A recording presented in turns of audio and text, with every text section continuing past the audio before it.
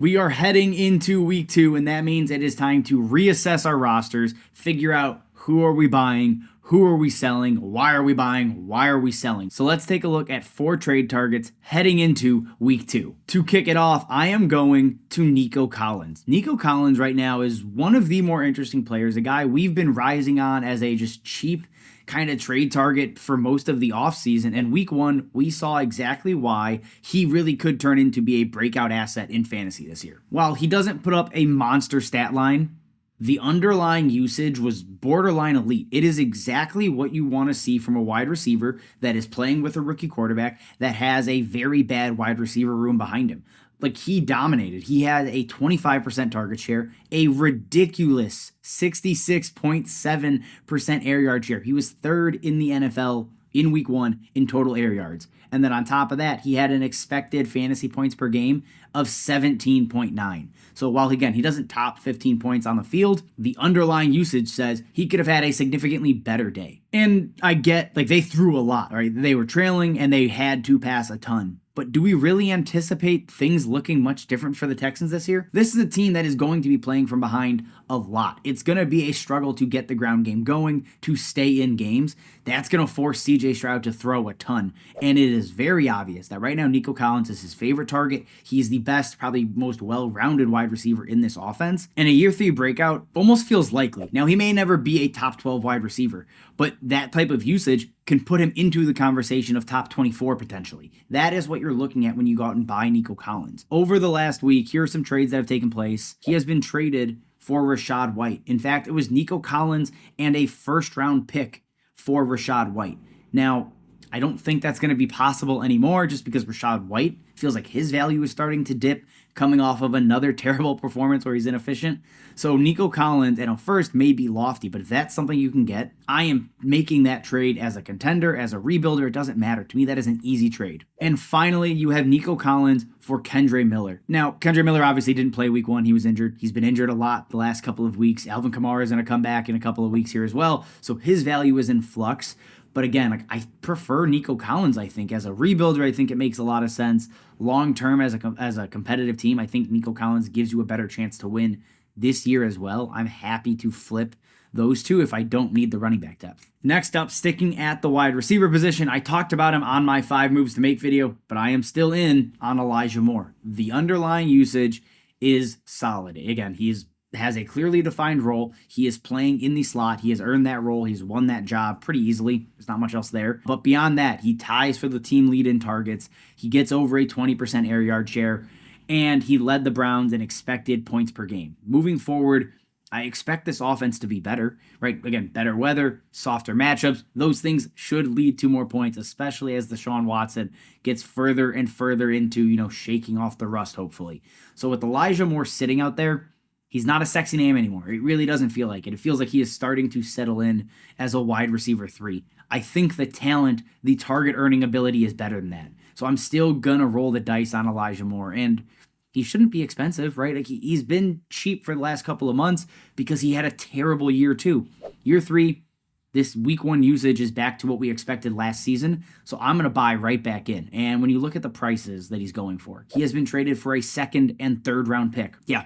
Don't really care if I'm rebuilding, if I'm contending. I'm going to do that deal. I like the upside of Elijah Moore. You have Elijah Moore traded for David Montgomery. Now, this feels like a contender to a rebuilder thing. I mean, I get it. Like, if I'm a rebuilder, I don't want David Montgomery on my roster.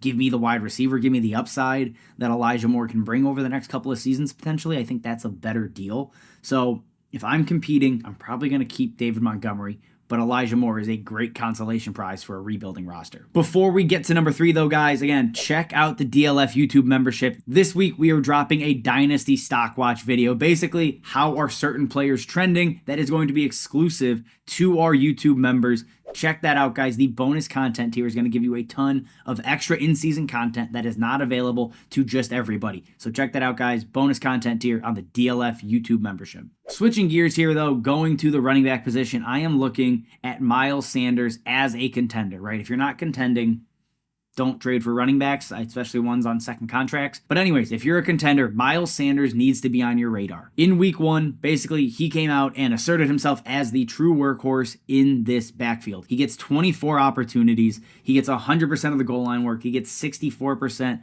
of the 2-minute work. He is going to be just a usage freak. Now, the question's always going to be injuries. Can he stay healthy? He injured the groin heading into the season. Hopefully, he is still fine. But if he's healthy, he's a top 15 guy this year. It feels like that based on volume and some of the other volume-based running backs that slipped or stumbled in week 1. Miles Sanders didn't have that issue. If I'm a contender, I am looking for running back depth. Maybe I had Cam Akers, who clearly is not the guy, it doesn't seem.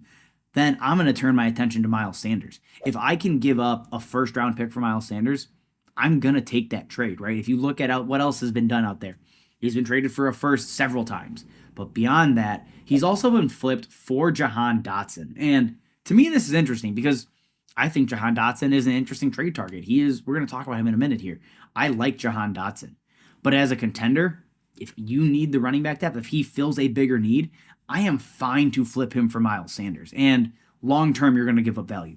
That's true. But think about it this way. It doesn't matter if you're giving up value if you're winning titles. That's what we're here to do. Miles Sanders probably gives you a better chance, assuming you have a need at running back, than Jahan Dotson does as your wide receiver 5 or 6 as a true contender. So keep that in mind. And to close it out, it's probably a name you maybe expected, maybe didn't expect to see. It is Drake London. Week 1 was bad. It was terrible. It was literally one of the worst things that could have happened. And it shook me. Like it did. There's nothing else to say, right? 5.6% target share. Fewer catches than Desmond Ridder. He has 1.2 expected points per game for fantasy, 10% air yard share, just all around. It was shit. It was an absolutely terrible, terrible game for Drake London. However, we have 17 games of Drake London being a target hog, a guy that gets open consistently, that earns a lot of targets. I'm not going to freak out over one game. I get why some people might want to, but I am going to just use the opportunity to buy low for Drake London because there will be people out there that panic, that see a goose egg and one target and basically say, it's not going to happen, right? They're going to get really overbaked into the situation. I'm going to use that as an opportunity to just buy talent. We talk about it on this channel constantly, and that is what Drake London is. He is talented. I get week 1 is gross. He will bounce back to some extent. There's not a ton of trades I can look at here because I don't know. This is going to be more specific to your league and the person that rosters him. They are going to dictate value. I'm giving up a first. I'm giving up a first and a second for Drake London still. I'm not shifting off of that price, but I'm going to try to buy him cheaper. I think that's the goal, and just see if you can catch somebody panicking hard after week 1. And quickly, before we get out of here, there are 4 other names I want to highlight very fast that I'm just still kicking the tires on price, but maybe not going all in for on a trade. Number 1, it's T. Higgins, right? Same thing as Drake London. 0 points, but he has 8 targets, so people are probably less panicked. But again, kick the tires, see what people are doing with T. Higgins. Anytime somebody puts up 0 points, you get people that panic. Use that to your advantage. After T. Higgins, you have Michael Pittman, who people have faded basically all season because of the situation, right? It was supposed to be awful, and he was never going to be good. Michael Pittman is a good wide receiver. See if somebody is using this as a sell high opportunity and buy. Like I'm still keeping and actively going after Michael Pittman. He's the one in this offense. He's always going to be the one in this offense, at least for the foreseeable future. And Anthony Richardson might not be as bad as everybody thinks he is in terms of passing. Number 3, Jahan Dotson, again, did not have a monster day and had high expectations. That's often going to lead people to panic and just maybe try to sell and think, okay, he's kind of fluky. I'm happy to buy Jahan Dotson, especially on my rebuilders, and is a deep flex consideration on my contending rosters. And finally, to close it out, Zach Charbonnet, guys, it was bad. He had a bad day. He's a rookie running back. It's going to be like Jahmyr Gibbs. It's going to take time. He's going to have to find his role in this offense. And again, he's still an elite handcuff that they spent up on. I am not panicking, even with Kenneth Walker taking the majority of work. I'm going to use this time to buy low on Zach Charbonnet. All right, guys, that is all I have for you. If you have questions, you have comments about trades, drop that stuff down below. If you want multiple extra videos every single week on the channel, check out the DLF YouTube membership. As always, thank you guys for watching, and we will see you next time.